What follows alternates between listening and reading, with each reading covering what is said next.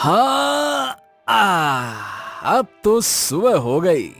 चलो जल्दी से जंगल जाता हूँ और कुछ सूखी लकड़ियां काट कर ले आता हूँ।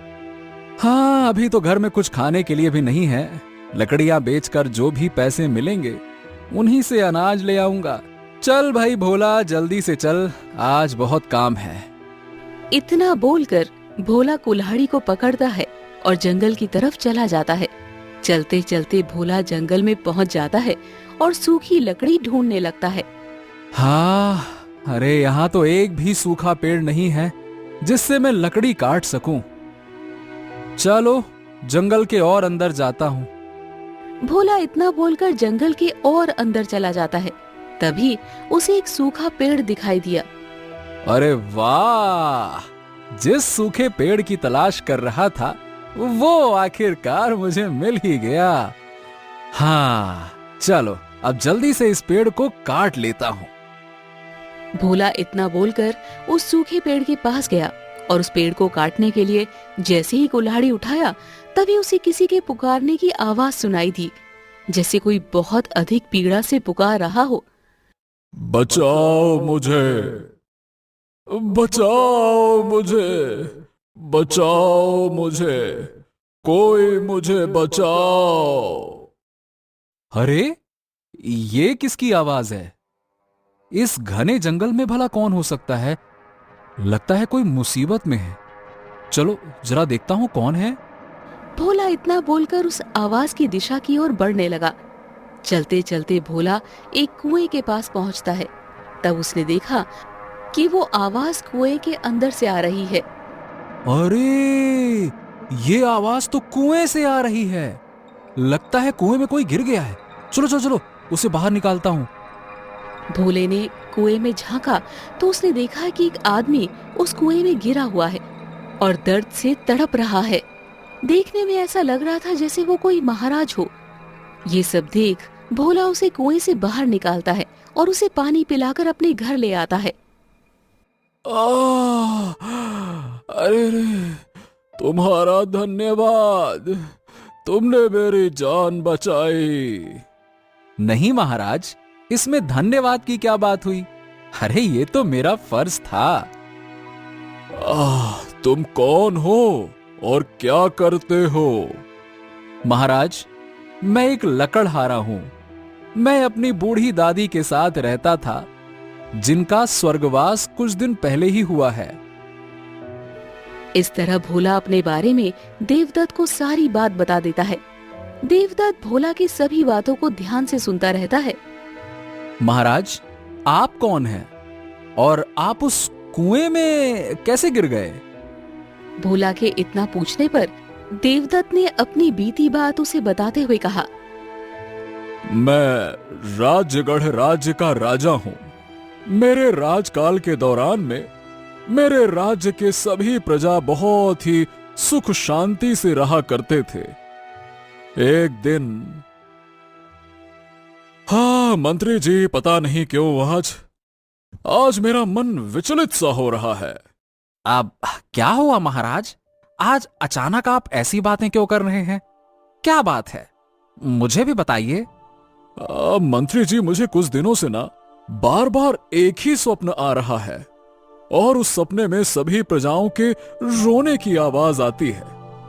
मंत्री जी, एक ही सपने का बार बार आना कहीं राज्य में आने वाली किसी विपत्ति का इशारा तो नहीं है? नहीं महाराज, अब आपके होते हुए राजगढ़ राज्य में भला कौन सी विपत्ति आ सकती है? आप चिंता ना करें महाराज।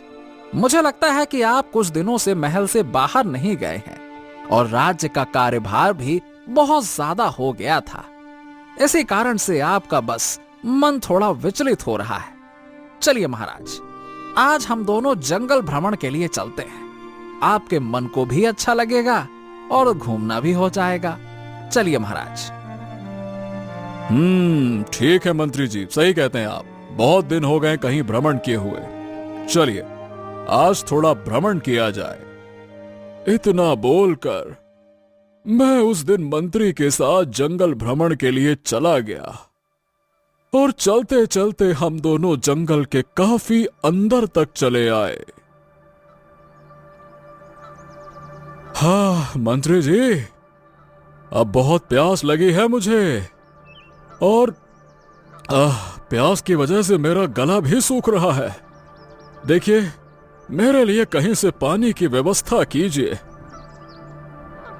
महाराज, जंगल के उत्तर दिशा की तरफ एक तालाब है।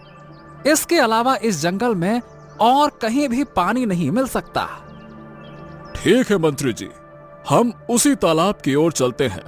चलिए।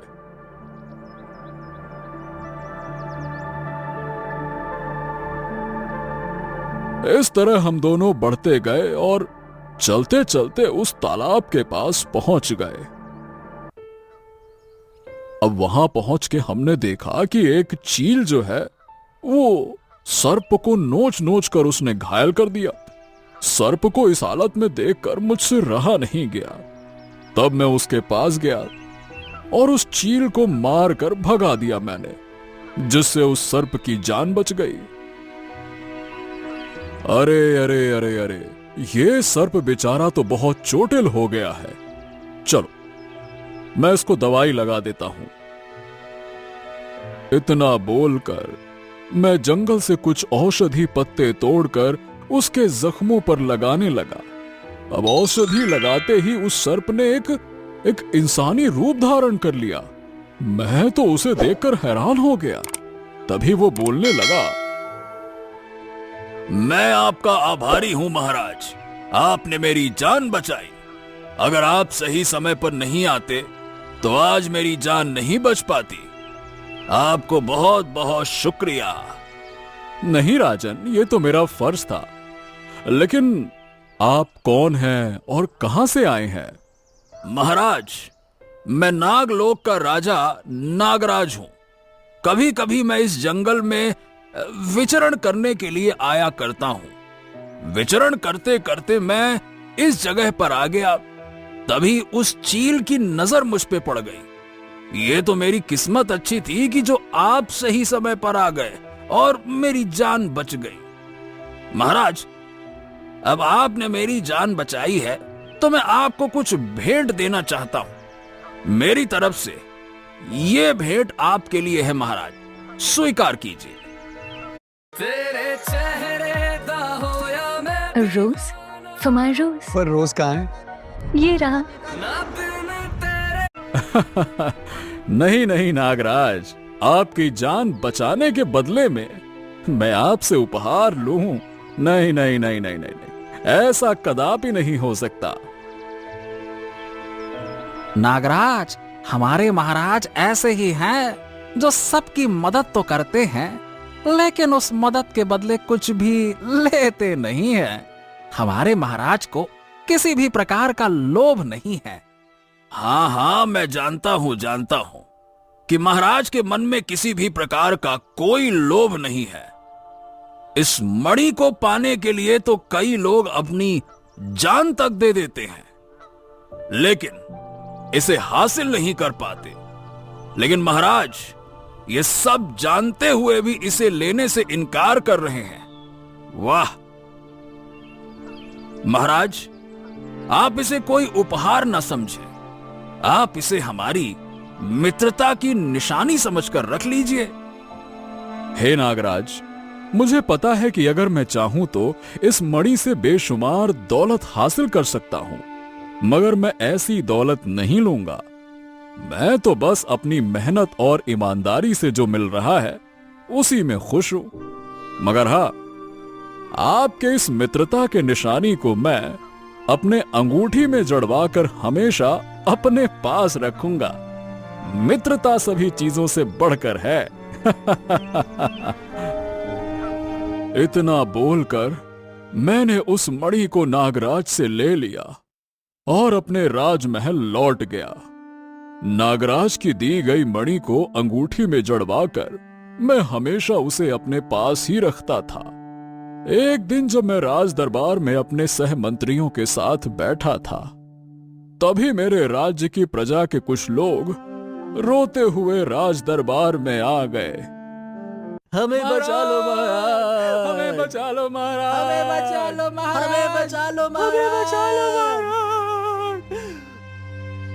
उस दिन पहली बार मैंने अपने प्रजा को इस तरह रोते बिलखते देखा। तभी एक नौजवान वहीं पर गिरा पड़ा था। मैं जल्दी से उसके पास गया। ये सब क्या हो रहा है और आप लोग रो क्यों रहे हैं? क्या बताऊं महाराज, पता नहीं हमारे राज्य को किसकी बुरी नजर लग गई है। राज्य के लोग अचानक से बिना किसी कारण के मरने लगे हैं। हमें तो कुछ समझ नहीं आ रहा है। आप कुछ कीजिए महाराज, कुछ कीजिए, बचाइए। दासी, जल्दी से किसी पतीले में पानी लेकर आओ। उस पानी को मैंने उस गिर पड़े नौजवान के ऊपर छिड़का। उसके शरीर में पानी पड़ते ही वो नौजवान तुरंत ठीक हो गया और सभी लोग मेरी जय जयकार करने लगे। यह सब नागराज के दिए हुए मणि का चमत्कार था। इस पानी को लेकर के जाओ और राज्य के सभी प्रजावासियों पर इसे जल्दी से जल्दी छिड़को। ले जाओ इसे। उस पतीले के पानी को छिड़कते ही राज्य के सभी लोग ठीक हो गए। उस दिन के बाद से मैंने उस मणि के मदद से अपने सभी प्रजा को रोज सोने की असरफियां दान करना शुरू कर दिया था। मेरी प्रजा बहुत खुश थी और सभी अच्छे से रहने लगे थे। पता नहीं ये महाराज को हो क्या गया है जो इतनी धन दौलत इन गरीब प्रजाओं को लुटा रहे हैं। अरे सोचो पिताजी, अगर हमारे पास इतना धन होता तो हम कितने अमीर बन सकते हैं और हमें किसी की गुलामी नहीं करनी पड़ती। पिताजी, ये महाराज के पास इतना धन आ कहां से रहा होगा? सोचा है आपने? जरूर इसके पीछे कोई ना कोई राज होगा। राज होगा नहीं है बेटा। महाराज को ये धन उस नागमणि से मिल रहा है। नागमणि? ये कैसी नागमणि पिताजी?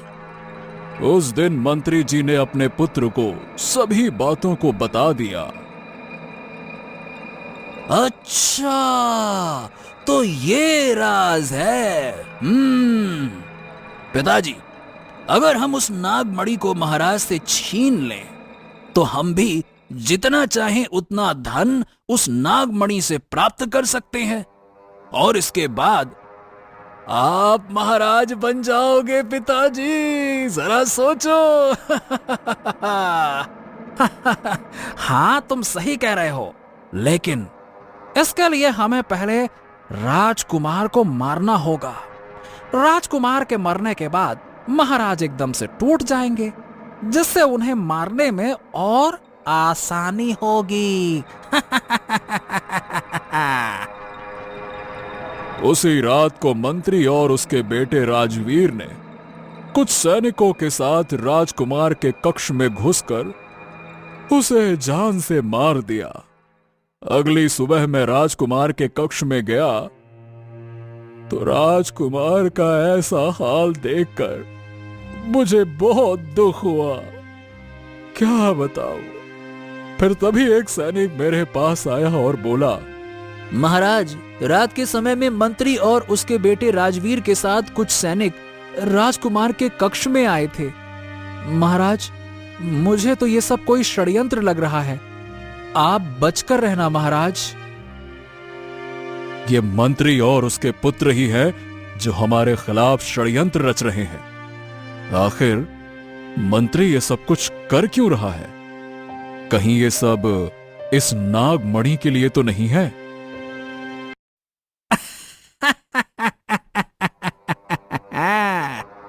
अब महाराज को मरने से कोई नहीं बचा सकता। आज रात महाराज की आखिरी रात होगी। रात में जब मैं अपने कक्ष में सो रहा था तभी मंत्री और उसका पुत्र राजवीर दोनों मेरे कक्ष में चुपके से घुस गए और एक सर्प को मुझे डसने के लिए छोड़ दिया। वो सर्प रेंगते रेंगते आया और मेरे ऊपर आके बैठ गया। वो मुझे डसने ही वाला था कि मैं नींद से जाग गया। सर्प ने जैसे ही मेरी अंगूठी को देखा तो वो मेरे बिस्तर से नीचे चला गया और अपने असली रूप में आके बोला, ऐ मेरे महाराज, मैं आपका एहसानमंद हूं। आपके मंत्री और उसके पुत्र राजवीर ने मिलकर एक शक्तिशाली मायावी तांत्रिक से मुझे कब्जे में करवाकर आपको मारने के लिए भेजा था। मैं आपको डसने ही वाला था कि तभी मेरी नजर आपकी अंगूठी पर पड़ गई। ये नागमणि का टुकड़ा है। इसके विषय में नागराज ने हमें बताया था कि मेरे नागलोक के वासियों, पृथ्वी लोक में मेरा एक मित्र है जिन्होंने मेरी जान बचाई थी। हम सभी उनके एहसानमंद हैं। अगर वो सही समय पर नहीं आते तो मैं आज जीवित नहीं बचता। अतः मैं चाहता हूं कि नागलोक का कोई भी प्राणी उन्हें किसी भी प्रकार की कोई भी क्षति ना पहुंचाए और जितना हो सके उनकी मदद करें। हे नागराज, ये सब तो ठीक है, किंतु हम आपके मित्र को पहचानेंगे कैसे? वो एक महाराज हैं और उनके पास ये मेरी नागमणि का टुकड़ा होगा। हे महाराज, मुझे माफ कर दीजिए। अनजाने में मुझसे गलती हो गई। जो मैं आपको मारना चाहता था, क्षमा करें मुझे। उस दिन मैंने उस सर्प को माफ कर दिया और उसे जाने दिया। उस दिन मुझे सब समझ में आ गया कि ये सब उस नागमणि को हासिल करने के लिए ही किया जा रहा है। सुबह होने से पहले ही मंत्री और उसका पुत्र राजवीर कुछ सैनिकों के साथ मेरे कक्ष में आए। अरे, ये महाराज तो अभी भी जीवित है। लगता है कि उस सर्प ने महाराज को डसा ही नहीं। ऐसे में तो हम महाराज को कभी मार ही नहीं सकते। नहीं पिताजी, आज महाराज सुबह का सूर्य नहीं देख पाएंगे। सैनिकों, महाराज को बंदी बना लो।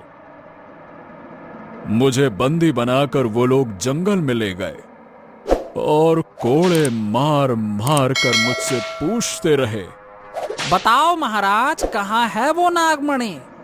अगर आपने नागमणि का पता नहीं बताया तो हम आपको जान से मार देंगे। अरे बताओ महाराज, बताओ। और कोड़े मारो इसको।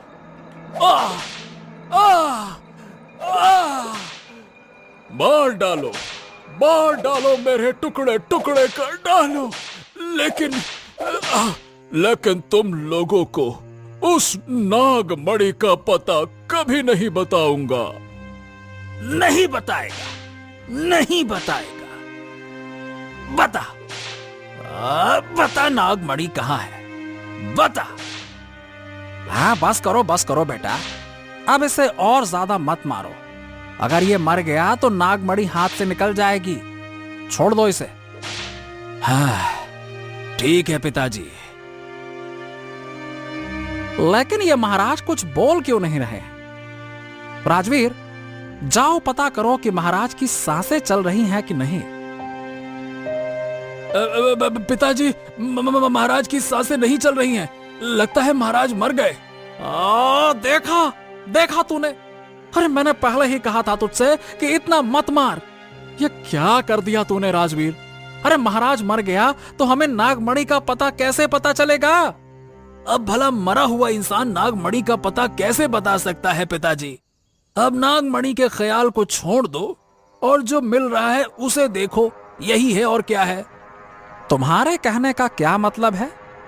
मेरे कहने का मतलब यह है पिताजी कि नागमणि तो हमें नहीं मिलेगी, लेकिन इस राज्य का महाराज तो बन ही सकते हैं ना। अरे महाराज के बाद आप ही तो राजा बनेंगे, क्यों? हाँ हाँ, वो सब तो ठीक है, लेकिन अब महाराज का करेंगे क्या? और क्या करेंगे पिताजी? इसे यहीं कहीं फेंक देते हैं। अरे जंगली जानवरों का आहार बन जाएंगे, और क्या। हाँ। ठीक है, इसे इसी खाई में गिरा दो और जल्दी चलो यहां से, चलो। उस दिन उन लोगों ने मुझे मरा हुआ समझकर धक्का देकर खाई में गिरा दिया। वो तो मेरी किस्मत अच्छी थी जो मेरी जान बच गई। मैं कई दिनों से उस कुएं में पड़ा रहा और मदद के लिए पुकारता रहा। तभी तुम वहां पे आ गए और मुझे उस कुएं से निकालकर मेरी जान बचा ली। मैं जिंदगी भर तुम्हारा एहसानमंद रहूंगा। बहुत बहुत शुक्रिया, बहुत बहुत शुक्रिया। अब नहीं महाराज, अब ऐसा बोलकर आप मुझे शर्मिंदा ना करें। वो तो मेरा सौभाग्य है जो मैं आपके कुछ काम आ पाया। आप जैसे राजाओं की कहानियां तो मैंने अपनी दादी से सुनी थी, जो प्रजा के हित के लिए काम करते हैं, लेकिन आज साक्षात देख भी लिया। बोलिए महाराज, मैं आपके लिए और क्या कर सकता हूँ? भोला की इतने बोलते ही महाराज की आंखों में खुशी झलकने लगी और वो बोले, भोला, मेरा राज्य संकट में है। मंत्री और उसका पुत्र दोनों मिलकर मेरे राज्य के प्रजाओं को कष्ट दे रहे होंगे। वो दोनों बहुत लालची हैं और धन के लालच में कुछ भी कर सकते हैं। नागमणि ना मिलने पर वो लोग प्रजा को कष्ट देंगे और मैंने आज तक प्रजा को जितना भी सोने की अशर्फियां दी है ना, उन्हें वो कैसे भी करके वसूल लेंगे उनसे। अब मुझे अपने राज्य के प्रजाओं को बचाना होगा। उन दुष्टों को कड़ी से कड़ी सजा देनी होगी। इसीलिए मुझे तुमसे कुछ मदद चाहिए। हाँ हाँ, तो बोलिए ना महाराज, मैं आपकी किस प्रकार से मदद कर सकता हूँ? भोला, देखो मुझे ज्यादा चोट लगी है। मुझे नहीं लगता कि मैं फिर से ठीक भी हो पाऊंगा। इसीलिए मैं उस नागमणि तक नहीं पहुंच सकता। अतः मैं चाहता हूं कि तुम उस नागमणि के टुकड़े को ले आओ, जिससे मैं फिर से ठीक हो जाऊं और अपने राज्य फिर से वापस जा सकूं और अपने प्रजा को उन दुष्टों से बचा सकूं। हाँ हाँ, ठीक है ना महाराज, मैं उस नागमणि को जरूर ले आऊंगा। बताइए महाराज, वो नागमणि आपने कहां छुपाई हुई है? लेकिन उस नागमणि को पाना इतना आसान नहीं है। तुम्हें इसके लिए अपनी जान की बाजी लगानी होगी, तब जाके तुम्हें वो नागमणि मिलेगी। जी बिल्कुल महाराज, मैं आपका ये काम जरूर पूरा करूंगा। अगर एक जान के बदले हजारों की जान बचती है तो बस मैं अपनी जान देने के लिए तैयार हूं। आप तो बोलिए महाराज, करना क्या है? भोला की बातों को सुनकर महाराज बहुत खुश हो जाते हैं और भोला की ओर देखकर बोलते हैं, दूसरों के लिए अपनी जान तक दे देने वाले तुम साधारण मनुष्य नहीं हो सकते। मुझे लगता है कि तुम उस नागमणि के टुकड़े को लाने में जरूर सफल होगे। महाराज इतना बोलकर भोला को नागमणि के विषय में बताने लगते हैं। ये सब तो ठीक है महाराज, लेकिन मैं उस नागमणि तक पहुंचूंगा कैसे? जंगल के उत्तर दिशा की ओर 2 मील तक चलने पर एक बहुत ही बड़ा और पुराना वृक्ष दिखेगा। उसी वृक्ष में मेरा मित्र तोता रहता है। तुम कैसे भी करके वहां पहुंचो, आगे का मार्ग वही दिखाएगा। लेकिन महाराज, वो मुझे पहचानेगा कैसे? तुम ये अंगूठी अपने पास रखो। जब तुम मेरे मित्र तोते से मिलोगे तो ये अंगूठी उसे दिखाना, वो समझ जाएगा। हाँ ठीक है महाराज, तो अब मुझे आज्ञा दीजिए। भोला महाराज से आज्ञा लेकर वहाँ से निकल गया। एक लंबी दूरी तय करने के बाद भोला थक हार कर एक पेड़ के नीचे आराम करने के लिए बैठ गया। हाँ हे भगवान, अभी और कितना चलना पड़ेगा। अब तो मेरा हाथ पैर भी जवाब देने लगा है। बस भाई बस, अब और नहीं चला जाता। हाँ। भोला इतना बोलकर अपनी आंखें जैसी ही बंद करता है, तभी एक तोता उसके सामने आया और बोला, हे युवक, तुम कौन हो और इस घने जंगल में इतने दूर क्यों आए हो? तोते की आवाज सुनकर भोला झट से उठा। तभी उसकी नजर उस तोते पर पड़ी। उसने देखा कि वो उसी वृक्ष के पास पहुंच गया है जो महाराज ने बताया था। तब भोला अंगूठी तुरंत निकालता है और तोते को दिखाता है। अरे, ये अंगूठी तो मेरे मित्र महाराज देवदत्त की है। ये अंगूठी इस युवक के पास कैसे आई? हे युवक, ये अंगूठी तो मेरे मित्र महाराज देवदत्त की है। ये तुम्हारे पास कैसे आई? तब भोला ने तोते को सारी बात बताई। अच्छा, तो ये बात है। मेरे साथ जल्दी से चलो, चलो। इतना बोलकर तोता भोला को अपने साथ लेकर एक पर्वत में ले गया। चलते चलते दोनों एक गुफा के पास पहुँचे। मूसक मित्र, अरे ओ मूसक मित्र, अरे मूसक मित्र, जल्दी से बाहर आओ। तोता के इतने बोलते ही एक मूषक उस गुफा से बाहर आया। तोता ने उसे सारी बात बताई। तुम चिंता मत करो, मैं अभी कुछ इंतजाम करता हूँ। इतना बोलकर मूषक गुफा के अंदर चला गया और कुछ ही समय में एक जादुई कालीन लेकर आया। ये जादुई कालीन है, इसके मदद से तुम लोग अपने लक्ष्य तक जल्दी पहुँच जाओगे। जाओ, जल्दी से जाओ। मूषक के इतना बोलते ही तोता और भोला दोनों उस जादुई कालीन के ऊपर खड़े हो गए। कुछ ही देर में कालीन हवा से बातें करने लगा और कुछ ही समय में दोनों उस काली गुफा के पास पहुंच गए। तोता और भोला उस कालीन से उतर गए। उनके उतरते ही कालीन वहां से गायब हो गया। हाँ चल भाई तोते, अब जल्दी बता कि यहाँ से अब जाना कहाँ है। भोला के पूछने पर तोता सोच में पड़ जाता है और इधर उधर देखने लगता है। अरे क्या हुआ, जल्दी बताओ, ये इधर उधर क्या देख रहे हो? ये आगे का मार्ग मुझे नहीं पता। उस दिन जब मैं महाराज के साथ यहाँ आया था, तब मैं थकान के कारण उस जादुई कालीन में ही सो गया था और मेरी आंख जब खुली तो महाराज मेरे सामने खड़े थे। अरे मित्र, आप तो बड़ी जल्दी नींद से जाग गए। क्या हुआ महाराज? कुछ नहीं मित्र, अब हमारा काम हो गया है। चलो अब घर चलते हैं। और क्या हुआ, चलो। इस तरह उस दिन मैं महाराज के साथ वापस चला गया। मुझे तो अब आगे का मार्ग नहीं पता। तोता की बातों को सुनकर भोला सोच में पड़ जाता है। भोला को कुछ भी समझ में नहीं आता। तभी एक पत्थर के पास आकर वो बैठ जाता है। हाँ अब क्या करूं, आगे का मार्ग तो इस तोते को भी नहीं पता है। चलो कुछ देर आराम कर लेता हूँ, फिर ढूंढूंगा। भोला इतना बोला ही था कि तभी उसके कानों में चिड़िया के बच्चों की आवाज सुनाई पड़ी। तभी भोला ने देखा कि एक गिद्ध चिड़िया के बच्चे को खाने के लिए उनकी ओर बढ़ रहा है। अरे वो गिद्ध तो चिड़िया के बच्चे को खाने के लिए उनके ओर ही बढ़ रहा है। हे भगवान, मुझे चिड़िया के बच्चे को बचाना होगा। भोला इतना बोलकर पास में पड़ा एक पत्थर उठाता है और गिद्ध को फेंककर मारता है।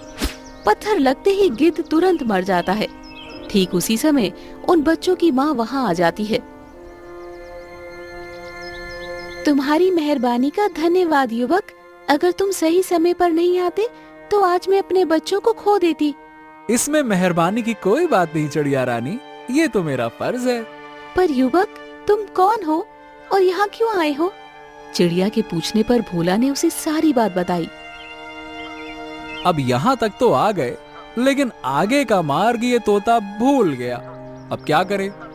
अच्छा, तो तुम्हें महाराज देवदत्त ने भेजा है? इससे आगे का मार्ग तो मुझे पता है। क्या आगे का मार्ग तुम्हें पता है? क्या तुम मुझे आगे का मार्ग बता सकती हो? क्यों नहीं, तुम सही जगह पर आए हो। उस काली गुफा के द्वार को देखो, जो एक बड़े से पत्थर से ढका हुआ है। उसके ठीक ऊपर में एक मेंढक का मूर्ति दिखाई दे रहा है। तुम्हें सबसे पहले उसे पुनः जीवित करना होगा। क्या? लेकिन ये सब कैसे संभव हो सकता है? भला एक पत्थर की मूर्ति को पुनः जीवित कैसे किया जा सकता है? सब कुछ संभव है। उसे पुनः जीवित करने के लिए उस मूर्ति के ऊपर अमर कुंड का जल छिड़कना होगा, जिससे ये मेंढक पुनः जीवित हो जाएगा। मेंढक के जीवित होते ही ये द्वार खुल जाएगा और तुम्हें वो नागमणि का टुकड़ा मिल जाएगा। अच्छा, ये सब तो ठीक है चिड़िया रानी, लेकिन ये अमर कुंड ये किस दिशा में है? जिस तरफ मेंढक देख रहा है, तुम्हें उसी दिशा में जाना होगा। वो गुफा तुम्हें जंगल के अंतिम छोर में मिलेगा। ठीक है चिड़िया रानी, अब मैं जल्दी से वहां जाता हूँ और अमर कुंड से जल ले आता हूँ। भोला इतना बोलकर वहाँ से जाने लगता है। तभी चिड़िया उसे रोकती है। रुको युवक, अमर कुंड से जल लाना इतना भी आसान नहीं है। सबसे पहले तुम्हें एक आदमखोर जंगल को पार करना होगा। उस जंगल में एक परिंदा भी पर नहीं मार सकता। चिड़िया की बातों को सुनकर तोता और भोला का होश उड़ जाता है। इतना ही नहीं, अगर तुम कैसे भी करके उस जंगल को पार कर गए और अमर कुंड तक पहुंच गए, तो इतनी आसानी से तुम्हें वो जल नहीं मिलेगा, क्योंकि उस अमर कुंड की रखवाली एक खूंखार डायन करती है। उस डायन के सामने कोई भी शक्ति काम नहीं आएगी और उसकी सहमति के बिना उस अमर कुंड से जल नहीं ले सकते। बाप रे! उस अमर कुंड से जल लाने के लिए इतना कुछ करना पड़ेगा। अगर ऐसा है तो वहां तक तो कोई जा भी नहीं सकता। क्या महाराज भी उस नागमणि को लेने यहाँ आते तो उन्हें भी इन सारी चुनौतियों का सामना करना पड़ता? नहीं, अगर महाराज यहाँ स्वयं आते तो नागराज वो द्वार उनके लिए खोल देते। उस दिन मित्र नागराज, इस नागमणि के पीछे बहुत से लोग पड़े हैं। अगर ये नागमणि किसी दुष्ट के हाथ लग गई तो वो इसका गलत उपयोग करेगा। अतः मैं इसे आपके पास मेरी अमानत के रूप में रखना चाहता हूं। अगर भविष्य में मुझे कुछ भी हो गया और मैं यहां तक नहीं आ पाया, तो ये मणि किसी सच्चे, नेक दिल और ईमानदार इंसान को ही मिलना चाहिए, जो दूसरों की मदद करता हो। ठीक है महाराज, इसके अलावा अगर कोई भी मनुष्य यहाँ नागमणि लेने के लिए आएगा तो उसे कठिन चुनौतियों से गुजरना होगा। मैं अपने शक्तियों से ऐसी चुनौतियां खड़ी कर दूंगा जिसे केवल एक नेक दिल, सच्चा, ईमानदार और चतुर इंसान ही सामना कर पाएगा। उस दिन नागराज ने ऐसा मायाजाल बनाया। लेकिन ये सब तुम्हें कैसे पता है? ये सब तुम्हें समय आने पर पता चल जाएगा। चिड़िया की बातों को सुनकर तोता और भोला वहाँ से चले जाते हैं। चलते चलते दोनों उसी आदमखोर जंगल में पहुँच जाते हैं। लगता है कि ये वही आदमखोर जंगल है जिसके विषय में वो चिड़िया बता रही थी। दोनों बातें कर रहे होते हैं, तभी पीछे से दो राक्षस आते हैं और भोला को पकड़कर ले जाते हैं। मुझे छोड़ दो, मुझे छोड़ दो। मैंने तुम्हारा क्या बिगाड़ा है? छोड़ दो मुझे। भोला इतना बोला ही था कि तभी एक राक्षस बोला, डरो मत युवक, हम तुम्हें कुछ भी नहीं करेंगे। बस तुम हमारी एक समस्या हल कर दो। सुना है कि मनुष्य की जाति बहुत बुद्धिमान होती है। अगर अपनी बुद्धिमानी से हमारी समस्या सुलझा दो तो हम तुम्हारी जान बख्श देंगे। बोलो। अब इन राक्षसों को क्या समस्या हो सकती है जिसे ये सुलझा नहीं पा रहे हैं? वाह, ठीक है राक्षस भाई, बताओ क्या समस्या है तुम्हारी। देखो, ये जादुई जूते हैं। इसको पहनने वाला व्यक्ति पल भर में उड़ते हुए अपने मंजिल तक पहुंच जाता है। और ये जादुई सॉल है, इसे जो पहनेगा वो लोगों की नजर से गायब हो जाएगा। ये दोनों चीजें हमने मिलकर पाई हैं और इसे हम आपस में बांट लेना चाहते हैं। अब तुम न्याय करो कि किसको क्या मिलना चाहिए। राक्षस की बातों को सुनकर भोला सोच में पड़ जाता है। तभी उसे एक तरकीब सूझी। ये फैसला, अरे ये तो मैं चुटकी बजाकर कर सकता हूँ, लेकिन इस बात का क्या सबूत है कि ये दोनों चीजें जादुई हैं। ये तो जूता है, जूता जो पैर पर सिर्फ इसलिए पहना जाता है ताकि पैर पर कोई कांटा ना चुभे, और ये तो शॉल है, शॉल जो सिर्फ इसलिए ओढ़ी जाती है ताकि ठंड ना लगे। तुम्हें ये सब मजाक लग रहा है तो तुम इसे पहनकर आजमा लो, तब जाके तुम्हें इसकी सच्चाई का पता चलेगा। ये लो। तोता एक पेड़ के डाल पर बैठकर ये सब देख रहा था। तो क्या मैं इसे पहन लूं? हाँ हाँ, तुम इसे पहन लो। राक्षस के इतने बोलते ही भोला उस जूते को पहन लेता है। हे मेरे जादुई जूते, मुझे उस पेड़ के पास ले चलो। भोला के इतने बोलते ही वो जादुई जूता उसे उस पेड़ तक ले जाता है। ये सब देख भोला बहुत खुश होता है। अरे वाह, ये तो कमाल का जूता है, मुझे उसी जगह पर ले चलो। भोला के इतना बोलते ही वो उसी जगह पर पुनः आ जाता है। तेरा क्या फैसला है अब? राक्षस भाई, फैसला अभी कैसे सुना सकता हूँ, पहले उस शॉल को भी तो आजमाने दो। क्यों? हाँ हाँ ठीक है, तुम इसे भी आजमा कर देख लो। ये लो। राक्षस के इतना बोलने पर भोला उस शॉल को ले लेता है और उसे ओढ़ लेता है। शॉल को ओढ़ते ही भोला गायब हो जाता है।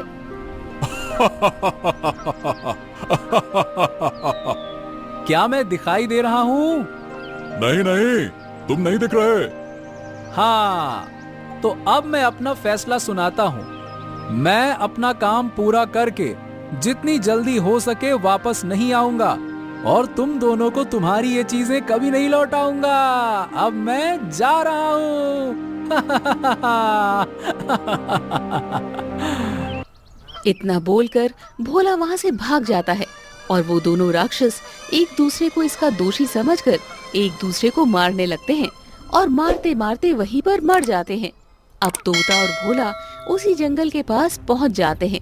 तभी तोता बोला, वाह वाह वाह भोला भाई, क्या दिमाग लगाया है। उन दोनों राक्षसों को बहुत अच्छा उल्लू बनाया।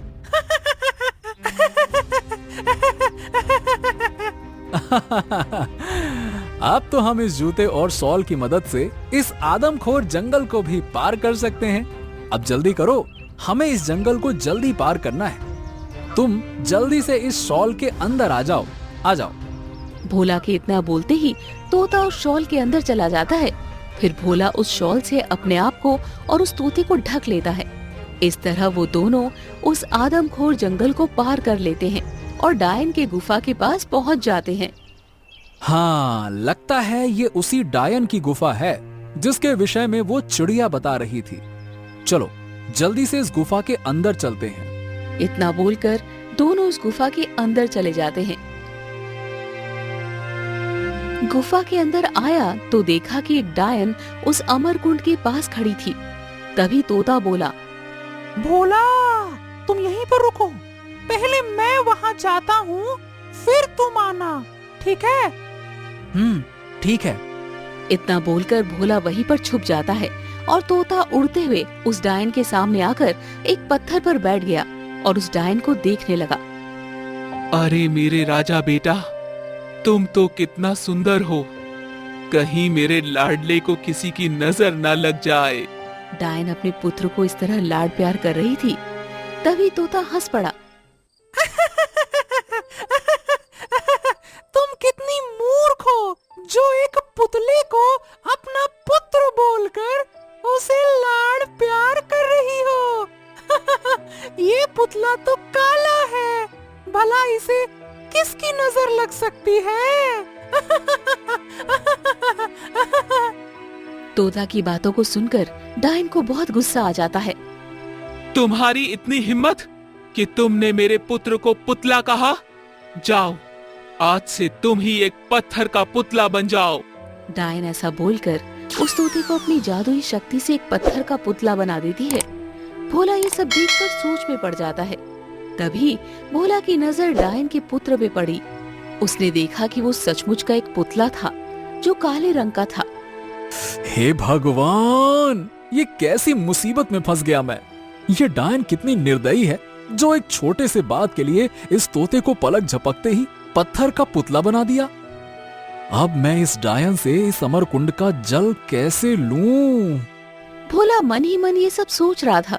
तभी उसे अपनी दादी की कुछ बात याद आ जाती है जो वो मरते समय उसे बोली थी।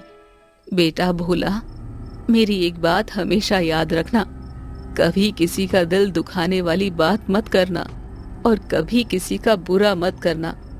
अगर तुमने मेरी बात याद रखी तो तुम किसी भी मुसीबत से निकल सकते हो।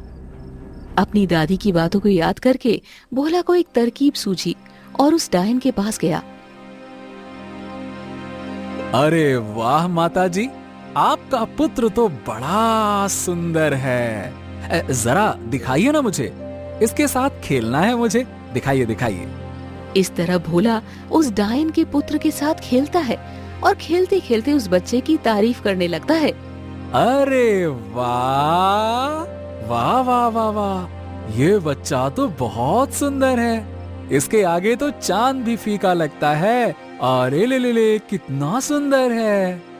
भोला के मुख से अपने पुत्र की तारीफ सुनकर डायन को बहुत अच्छा लगा और डायन को भोला का स्वभाव बहुत पसंद आया।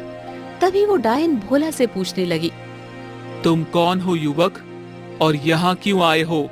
माताजी, मैं एक लकड़हारा हूँ और किसी विशेष काम के लिए इस अमर कुंड से थोड़ा जल चाहिए। क्या मैं इस अमर कुंड से थोड़ा सा जल ले सकता हूँ? अगर आपकी इजाजत हो तो। ठीक है, तुम इस अमर कुंड से जल भर सकते हो। भोला एक बोतल में जल को भर लेता है। माताजी, मेरी एक और इच्छा है। और क्या इच्छा है तुम्हारी? माताजी, ये तोता मेरा मित्र है, कृपया करके इसे पुनः ठीक कर दीजिए ना। गलती हो गई बेचारे से।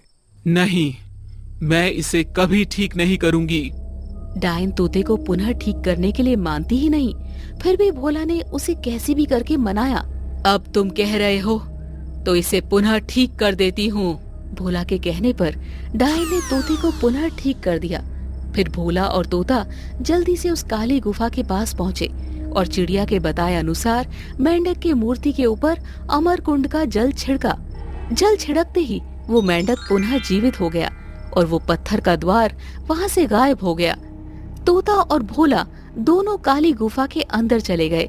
गुफा के अंदर आया तो देखा कि नागराज वहाँ पर पहले से ही थे। तभी वहाँ पर वही चिड़िया उड़ते हुए आई और एक सुंदर स्त्री में परिवर्तित हो गई।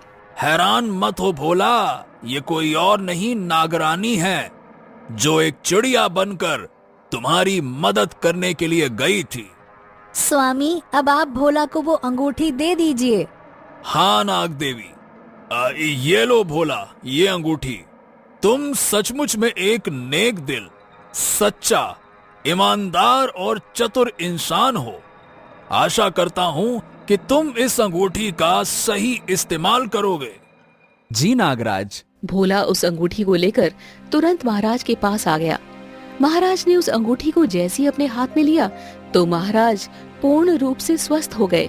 स्वस्थ होते ही महाराज भोला को अपने साथ लेकर अपने राज्य गए और उस दुष्ट मंत्री और उसके पुत्र सहित कुछ सैनिकों को बंदी बनाकर आजीवन कारावास की सजा देते हुए उसे कारावास में डाल दिया। बोला, तुमने मुझे और मेरे राज्य को बचाकर हमारे ऊपर बड़ा उपकार किया है। अगर तुम मेरी मदद नहीं करते तो पता नहीं इस राज्य का क्या होता। बोला, ये रही तुम्हारी अमानत, संभालो इसे। नहीं महाराज, इसकी असली जगह यहाँ नहीं है। भोला इतना बोलकर नागराज को बुलाता है और कहता है, हे नागराज, इस पृथ्वी लोक में मानव की कामनाओं, महत्वाकांक्षाओं, इच्छाओं, इन सब का कोई अंत नहीं होता और लालच बल्कि उसे और बढ़ा देती है। मानव की सबसे बड़ी शक्ति है उसकी हिम्मत और साथ ही उसकी नेकदिली और ईमानदारी। ये शक्ति लोगों में स्वार्थ और अहंकार को भर देती है जो बर्बादी को जन्म देती है। इसीलिए ये अंगूठी और ये शक्ति आप वापस ले लीजिए। हे नागराज, मेरी भी एक आखिरी विनती है, उसे भी पूरा कर दीजिए। बोलिए महाराज। नागराज, मेरी आखिरी विनती है कि जो लोग हमारी ये कहानी सुन रहे हैं या देख रहे हैं, वो जाके जिन जिन लोगों को हमारी कहानी सुनाएंगे या भेजेंगे, उन सब का कल्याण कर दीजिए नागराज। उनको और उनके पूरे परिवार को सुखी रखिए और उनकी सभी इच्छाएं पूरी करते हुए उनके सभी दुख दर्द को दूर कर दीजिए नागराज। ठीक है महाराज।